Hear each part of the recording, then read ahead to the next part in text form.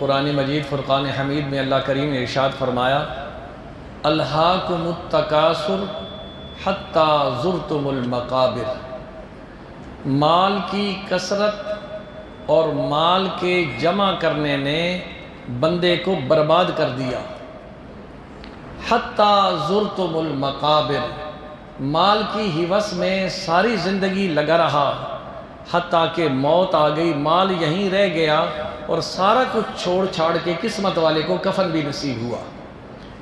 نبی کریم صلی اللہ علیہ وسلم کا ارشاد گرامی ہے ما تلف مال فی بر ولا بحر الا بحبس الزکوٰۃ، کسی آدمی کا، یعنی حضور نے بڑی پکی اور پختہ گفتگو فرمائی، ما تلف مال فی بر ولا بحر، کسی انسان کا خشکی میں یا سمندر میں مال کا نقصان نہیں ہوگا الا بحبس الزکوٰۃ، مگر اسی صورت میں اس کا نقصان ہوگا جب وہ زکوٰۃ نہیں دے گا۔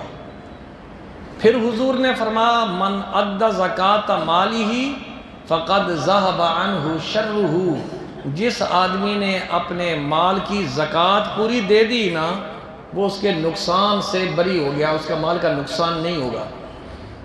مولانا زکریا صاحب رحمۃ اللہ تعالیٰ علیہ نے اپنی آبیتی میں ایک واقعہ لکھا، فرمایا مسلمان تو مسلمان، اگر کافر آدمی بھی اللہ پر یقین رکھتے ہوئے مال دے گا نا اللہ کے راستے میں، اللہ اس کے بھی مال کی حفاظت فرمائے گا۔ فرمایا ایک شخص تھا انگریز، اس نے راستے سے گزرتے ہوئے مسجد سے مسئلہ سنا کہ جو آدمی اپنے مال کی زکوٰۃ 2.5% کے حساب سے دے گا اس کے مال کا نقصان نہیں ہوگا۔ اس نے کہا چلو کر کے دیکھتے ہیں۔ اس نے اپنے سارے مال کا حساب کر کے 2.5% کے حساب سے، اس زمانے میں لاکھ بنا 50,000 بنا جو بھی بنا، اس نے زکوٰۃ دے دی۔ کچھ دن گزرے، حالانکہ وہ کافر ہے، کافر کے نزدیک تو اس پر تو زکوٰۃ کا مسئلہ ہی نہیں ہے، لیکن کافر نے اللہ کی بات پر یقین رکھتے ہوئے اپنے مال کا حساب کر کے زکوٰۃ کے طور پر دے دی۔ کچھ دن گزرے تو ایک محلے یعنی مارکیٹ میں آگ لگ گئی۔ جب مارکیٹ میں آگ لگی تو لوگ بھاگے بھاگے آئے اس کے دفتر میں، صاحب آگ لگ گئی، آپ کی دکان کو بھی آگ لگ گئی۔ اب اس کا یقین دیکھو، اس نے کہا میری دکان کو نہیں آگ لگے گی۔ اس نے کہا بھائی شعلے ابھر رہے ہیں، تو کہتا ہے آگ نہیں لگے گی۔ جب وہ جا کے دیکھا دائیں بائیں والی ساری دکانیں جل گئی، جس کافر نے اللہ پر یقین رکھتے ہوئے اپنے مال کی زکوٰۃ دی تھی اس کی دکان بالکل محفوظ ہے۔ نبی کریم صلی اللہ علیہ وسلم نے فرمایا نقصان ہوگا تو کس وجہ سے ہوگا؟ زکوٰۃ نہیں دو گے۔ قرآن مجید فرقان حمید میں اللہ کریم نے فرمایا والذین یکنزون الذھب والفضة ولا ينفقونها فی سبیل اللہ فبشرہم بعذاب علیم۔ میرے حبیب پاک صلی اللہ علیہ وسلم ان لوگوں کو جو مال صرف اکٹھا کرتے ہیں، اللہ کی راہ میں خرچ نہیں کرتے، ان کو میری طرف سے عذاب دردناک کی خوشخبری سنا دو۔ یہ خوشخبری کا لفظ کیوں استعمال کیا؟ اس لیے کیا کہ وہ یہ سمجھتے ہیں کہ ہم ہی روزی کے ٹھیکیدار ہیں، ہم زکوٰۃ نہیں دیں گے دنیا بھوکی مر جائے گی، مدرسے نہیں چلیں گے، وہ یہ سمجھتے ہیں۔ تو اللہ نے بھی ان کے پھر اسی ذہنیت کے حساب سے کہا ان کو خوشخبری سنا دو، جس مال کی تم حفاظت کر رہے ہو نا تمہیں عذاب دردناک ہوگا۔ قیامت کے دن اس انسان کو جو زکوٰۃ نہیں دیتا ہے، یوم یحمى علیہا فی نار جہنم، اللہ کریم قادر ہے اس کے تمام خزانوں کو قیامت کے دن جمع کر کے آگ کی بھٹی میں گرم کریں گے۔ فتکویٰ بہا جباہہم، اس کی پیشانی کو داغ دیا جائے گا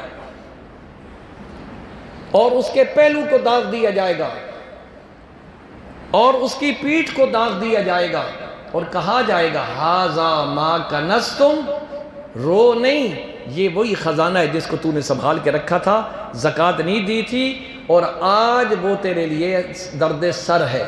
دوسری حدیث کے اندر نبی کریم صلی اللہ علیہ وسلم نے فرمایا زکوٰۃ نہ دینے والا انسان قبر میں جب جائے گا ایک گنجے سانپ کی شکل میں اژدہا مسلط کر دیا جائے گا، وہ آئے گا اس کے جبڑوں کو پکڑے گا، ڈسے گا، جب وہ چیخے گا کہے گا رو نہیں، انا مالو کا، وَأَنَا كَنْزُكَ، میاں روتے کیوں؟ میں تو وہی تو تیرا مال ہوں جس کو تو نے سنبھال کے رکھا تھا۔ رات کو روزانہ سیف کھول کے دیکھتے تھے کتنی دتھیاں پڑی ہیں 5000 والی اور کتنی کروڑ روپے میرے پڑے ہیں، دیکھ کے خوش ہو کے دروازہ بند کرتا تھا، اس سے پیار کرتا تھا۔ انا مالک وَأَنَا كَنْزُكَ، اب تیرا میرا ساتھ قیامت تک رہے گا، میں تیرا مال ہی ہوں، کوئی غیر چیز نہیں ہوں۔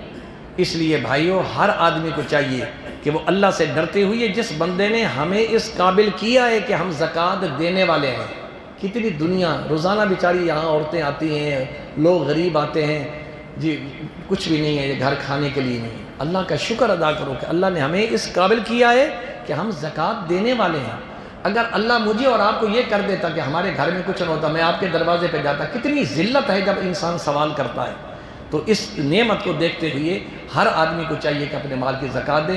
اللہ ہم سب کو دین سیکھنے، اس پر عمل کرنے کی توفیق نصیب فرمائے۔ کل انشاءاللہ العزیز کل سے مسائل شروع ہوں گے، تو ہر آدمی جو بھی کسی تاجر کے ذہن میں کوئی سوال ہو، پرچی یہاں دفتر میں جمع کرا جا کریں۔